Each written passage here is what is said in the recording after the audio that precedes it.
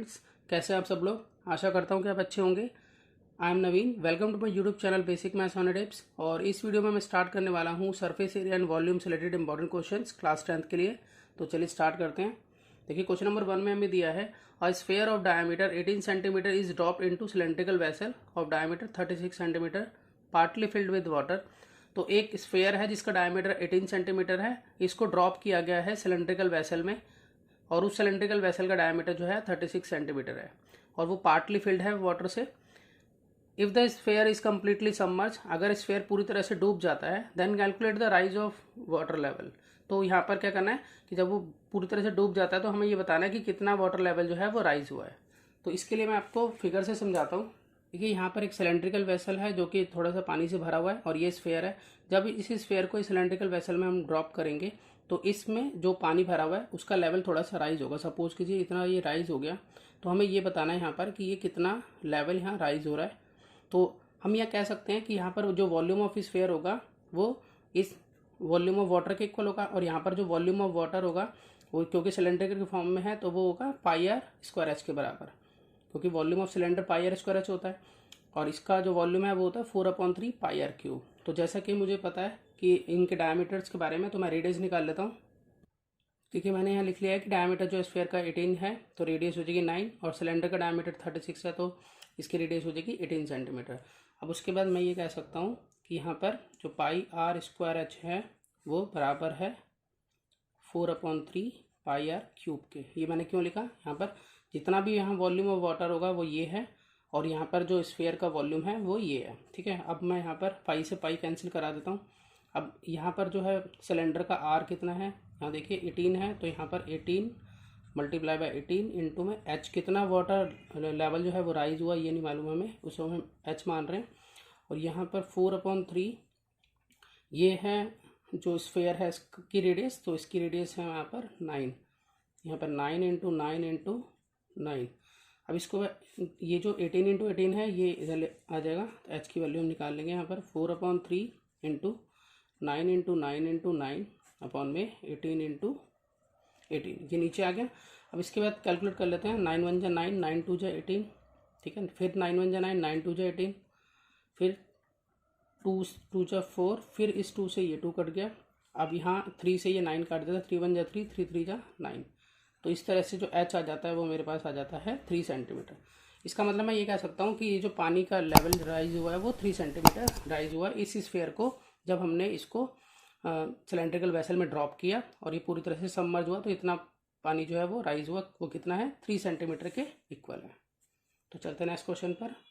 अब देखिए question number 2 में हमें दिया है find the number of solid sphere each of diameter 6 centimetre that can be made by melting a solid metal cylinder of height 45 centimetre and diameter 4 centimetre. तो देखिए यहाँ पर ये कहा है कि कितने सॉलिड स्फीयर जो हैं जिनका डायमीटर 6 सेंटीमीटर है वो बनाए जा सकते हैं एक सॉलिड मेटल सिलेंडर को पिघलाकर जिसकी हाइट 45 है और डायमीटर 4 सेंटीमीटर है। तो यहाँ पर हम कह सकते हैं इस तरह से, देखिए जैसे कि ये सिलेंडर है, इस सिलेंडर का जो डायमीटर है वो 4 सेंटीमीटर है और इस सिलेंडर की हाइट जो है वो 45 सेंटीमीटर है। इस सिलेंडर को पिघलाकर हम जो स्फीयर बना रहे हैं उसका डायमीटर 6 सेंटीमीटर है। अब कितने नंबर ऑफ स्फीयर्स बनेंगे यहाँ पर हमें ये बताना है। तो मैं इसको इस तरह से लिख सकता हूँ, number of sphere into volume of one sphere is equal to volume of cylinder. ठीक है, तो इस तरह से हम इसको लिख सकते हैं। तो यहाँ पर ये हम फॉर्मूला बन जाएगा हमारा कि नंबर ऑफ स्फीयर से निकालने हो तो वॉल्यूम ऑफ सिलेंडर ऊपर आएगा और अपॉन में आ जाएगा वॉल्यूम ऑफ वन स्फीयर। अब देखिए यहाँ पर हमें सिलेंडर का वॉल्यूम जो होता है वो होता है पाई आर स्क्वायर एच, तो मैं यहाँ लिख लेता हूँ ये होता है पाई आर स्क्वायर एच, और जो स्फीयर का वॉल्यूम होता है वो होता है 4/3 पाई आर क्यूब। यहाँ पर हमें दोनों की आर पता है तो हम वो रख सकते हैं, ठीक है। तो और इसकी एच भी मालूम है सिलेंडर की हमें, तो यहाँ पाई से पाई कैंसिल करा देते हैं सबसे पहले।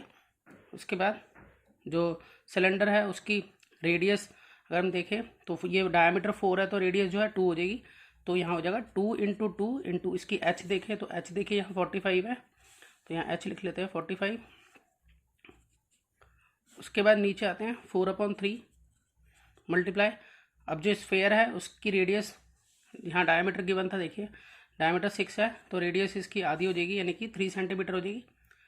तो इसको मैं लिखूँगा 3 × 3 × 3। तो यहाँ एक 3 से ये 3 कैंसिल हो गया।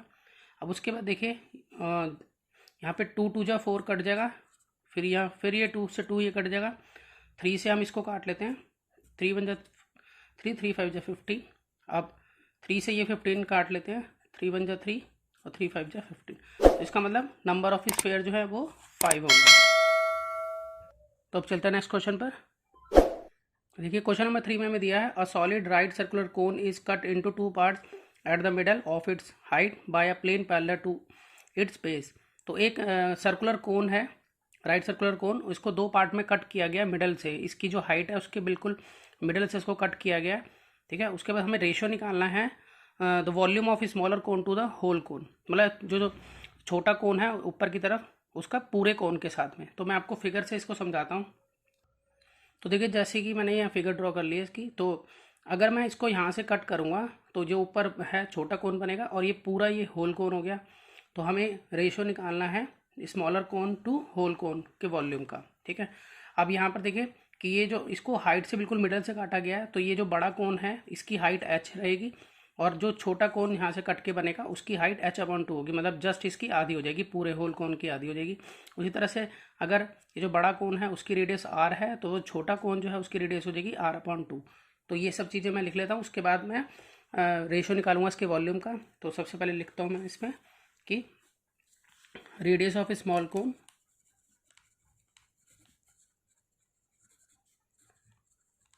ये हो गई हमारी r/2, और यहाँ पर पहले ऊपर ये लिख लेते हैं कि रेडियस ऑफ बिग कोन, जो बड़ा कोन है हमारा उसका r है तो इसका r/2 हो गया। और फिर यहाँ पर लेट कर रहे हैं इसको, हाइट ऑफ बिग कोन, जो बड़ा कोन है उसकी हाइट h होगी, और हाइट ऑफ स्मॉल कोन ये होगा h/2। अब इसके बाद रेशियो ऑफ देयर वॉल्यूम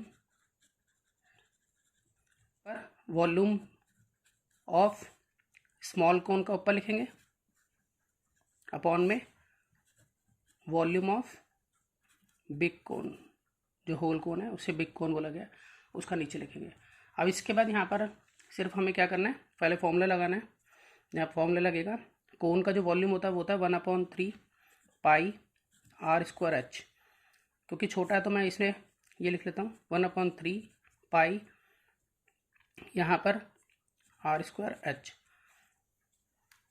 तो यहाँ पर देखिए 1/3 से 1/3 कैंसिल हो जाता है, पाई से पाई कैंसिल हो जाता है, बाकी की जो चीज़ें हैं वो मैं पुट कर लेता हूँ। तो जैसे कि यहाँ पर स्मॉल कोन के बारे में कहा है, तो इसकी जो r थी वो क्या थी हमारी r/2 थी, तो r/2 का स्क्वायर इंटू इसकी जो h थी वो क्या थी h/2 थी, ठीक है। अब इसके बाद यहाँ पर नीचे लिख लेते हैं इसको कि जो बड़े वाला कोन था उसकी r क्या थी हमारी, उसकी r ही है r², और h उसकी h ही है। इसमें अब हम इसको सॉल्व कर लेते हैं, थोड़ा साइड में इस जगह पर मैं कर रहा हूँ इसको। देखिए यहाँ पर r/2 into r/2 into h/2 को डिवाइड करना हमें r इंटू h से, इस तरह से हम इसको लिख सकते हैं। फिर r/2 इंटू h/2, और ये मल्टीप्लाई में चेंज हो जाएगा, इसके नीचे कुछ नहीं तो 1 है तो 1 ऊपर आ जाएगा, और ये r इंटू h इस तरह से नीचे आ जाएगा। तो यहाँ देखिए इस r से ये r कैंसिल, इस r से ये r कैंसिल, इस h से ये h कैंसिल, तो ये सब कैंसिल हो गए हैं। और उसके बाद हमारे पास यहाँ बचता है यहाँ पे 1, और यह 2 × 2 = 4, 2 × 8। तो इस तरह से हम ये कह सकते हैं कि इसके जो वॉल्यूम का रेशियो है वो 1:8 आएगा। अब चलते हैं नेक्स्ट क्वेश्चन की तरफ। अब देखिए क्वेश्चन नंबर 4 में हमें दिया है कि volume and surface area of solid hemisphere are numerically equal, what is the diameter of hemisphere. तो यहाँ पर ये बताया गया है कि वॉल्यूम और सरफेस एरिया जो है एक सॉलिड हेमिस्फीयर का वो न्यूमेरिकली इक्वल है, तो डायमीटर क्या होगा हेमिस्फीयर का। तो देखिए पहले मैं इसे इस तरह से लिखूंगा, जब दोनों के सरफेस एरिया और वॉल्यूम जो है एक दूसरे के इक्वल है तो हम फॉर्मूला भी इक्वल एक दूसरे के रख सकते हैं। तो यहाँ पर मैं लिखूँगा कि 2/3 पाई आर क्यूब इक्वल होगा 2 पाई आर स्क्वायर के। ये वॉल्यूम हो गया हेमिस्फेयर का और ये हो गया सरफेस एरिया। तो ये एक दूसरे ये न्यूमेरिकल इक्वल है तो मैंने साथ साथ रख लिया है। उसके बाद देखिए कि यहाँ पर पाई से पाई जो है वो कैंसिल हो जाएगा, यहाँ पर 2 से 2 ये वाला कैंसिल हो जाएगा। उसके बाद यहाँ पर बचता है आर की क्यूब अपॉन में 3 इजिकल टू आर का स्क्वायर। तो अगर मैं इसको और एक्सपेंड करूँ तो आर इंटू आर और यहाँ है 3 और यहाँ है आर इंटू आर। तो यहाँ ये दोनों आर जो हैं वो भी कैंसिल हो जाते हैं। यहाँ पर बचता है सिर्फ r/3 जो है वो 1 के इक्वल बचता है। तो हम क्रॉस मल्टीप्लिकेशन कर लेते हैं। तो r इंटू में 1 इजिकल टू 3 इंटू 1, तो 3 1 जा 3, तो r जो है वो 3 सेंटीमीटर आ गया। सेंटीमीटर जो भी यूनिट दे रखी है, वैसे क्वेश्चन में कोई यूनिट नहीं दी हुई है, ठीक है। तो r जो है 3 के इक्वल आ गया। तो डायमीटर निकालने के लिए क्या होता है, 2 इंटू रेडियस होता है। तो 2 इंटू यहाँ 3 यानी कि 6 जो है इसका आंसर हो जाता है। तो अब चलते हैं नेक्स्ट क्वेश्चन की तरफ। अब देखिए क्वेश्चन नंबर 5 में हमें दिया है if the total surface area of solid hemisphere is 462 centimetre square find its volume. तो यहाँ पर हमें टोटल सरफेस एरिया दे रखा है एक सॉलिड हेमिस्फीयर का, तो हमें वॉल्यूम निकालना है। तो इसके लिए हमें पहले आर निकालनी होगी, इसकी रेडियस, और फिर उसके बाद हम वॉल्यूम निकाल लेंगे ईजिली। देखिए सबसे पहले मैं यहाँ लिख लेता हूँ कि यहाँ पर total surface area of hemisphere, ये हमें दिया हुआ है 462 सेंटीमीटर स्क्वायर, ये हमें दिया हुआ है, ठीक है। अब टोटल सरफेस एरिया जो होता है वो किसके इक्वल होता है, जैसा कि आपको मालूम है कि वो होता है 3 पाई आर स्क्वायर के बराबर। 462 3 पाई आर स्क्वायर के बराबर है। तो 3 पाई की वैल्यू 22/7 ले ली मैंने, आर स्क्वायर हमें मालूम ही नहीं है 462। अब यहाँ पे क्रॉस मल्टीप्लिकेशन कर देते हैं। तो आर स्क्वायर जो है 7 किससे मल्टीप्लाई हो जाएगी, 462 इंटू में 7, और ये जो नंबर है ये वाले ये नीचे आ जाएंगे 3 इंटू में 22। तो अब हम यहाँ पर देखें तो 462 जो है वो 22 की टेबल में आता है डायरेक्टली। देखिए मैं यहाँ डिवाइड कर लेता हूँ उसको, 462 को 22 से डिवाइड, तो 22 2 जा 44, फिर 22 1 जा 22। तो इस तरह से ये कट कर लेते हैं तो सीधा आ जाता है हमारे पास यहाँ पर 21, ठीक है। अब 3 से मैं ये काट लेता हूँ 21, 3 7 जा 21, तो यहाँ 7 7 जा हो गया 49। तो जो आर स्क्वायर है वो 49 के इक्वल आ गया। तो आर क्या होगा, रूट में 49 यानी कि प्लस और -7 दोनों होंगे, लेकिन हम -7 रिजेक्ट कर देंगे। हम चलते हैं +7 से लेकर आगे निकालते हैं इस क्वेश्चन को। तो आगे हमें निकालना है इसका वॉल्यूम। तो वॉल्यूम निकालने के लिए फॉर्मूला लिख लेते हैं कि volume of hemisphere, volume of hemisphere होता है हमारा 2/3 पाई आर क्यूब। तो 2/3 इंटू 22/7 इंटू आर जो है 7 इंटू 7 इंटू 7, आर जो 7 है हमारा। अब यहाँ पर इसको कैलकुलेट कर लेते हैं, 7 से 7 कैंसिल हो गया।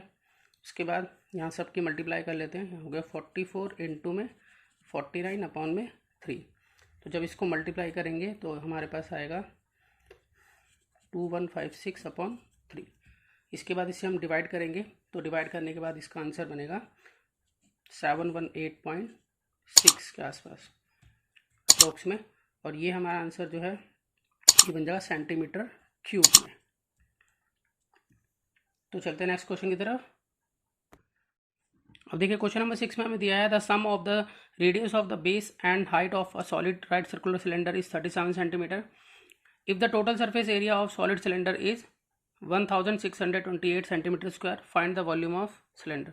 तो यहाँ पर हमें सम दिया है रेडियस और हाइट का, मतलब एक सिलेंडर है उसकी रेडियस और हाइट का सम जो है वो 37 है, और उसका टोटल सरफेस एरिया जो है वो 1628 है। तो हमें यहाँ पर वॉल्यूम निकालना है। तो देखिए इसको किस तरह से करेंगे। तो सबसे पहले मैं यहाँ लिख लूँगा कि मुझे R प्लस H मिलाकर पता है कि वो 37 सेंटीमीटर है, और टोटल सरफेस एरिया वो मुझे मालूम है, वो लिख लेता हूँ।